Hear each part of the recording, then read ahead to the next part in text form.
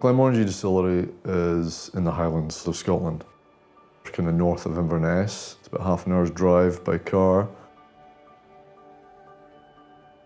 Some of the coastline is fairly rugged. You know, you got the big, you've got cliffs and you've got sort of jagged rocks. You know, limestone, sandstone rocks. You know.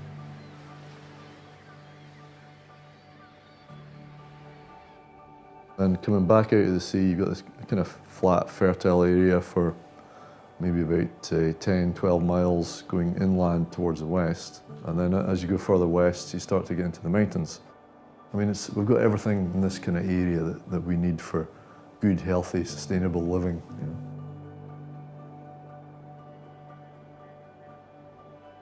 Glenmorangie was established in 1843, so it goes all the way back to 175 years ago. You know, so the frontage of the distillery here, what I call Glenmorangie Street, as you come down the hill, that's the original sort of building of the distillery, you know, with the original sandstone from the quarry locally.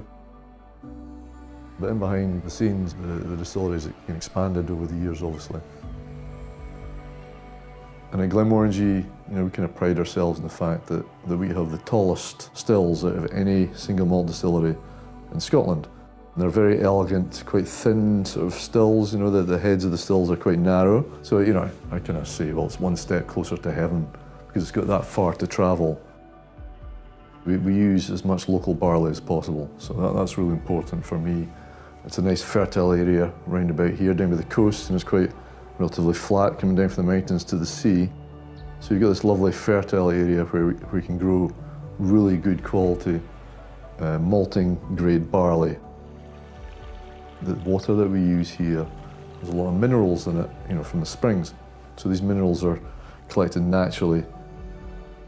And then top quality oak, top quality casks that we ship over from the States, and we use these casks twice because we've taken all the goodness that we want in our whiskey out of the wood, out of the cask.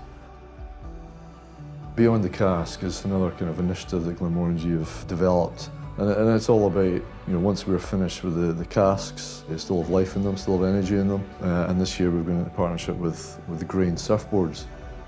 The Grain Surfboards have taken the ex-Glenmorangie casks and actually created a fantastic work of art, this beautiful surfboard.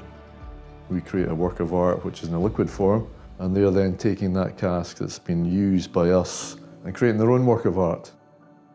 So it's not just a bit of wood, it's the whole history of that bit of wood and what that wood has provided to us as a distiller and to Grain, a traditional type surfboard maker.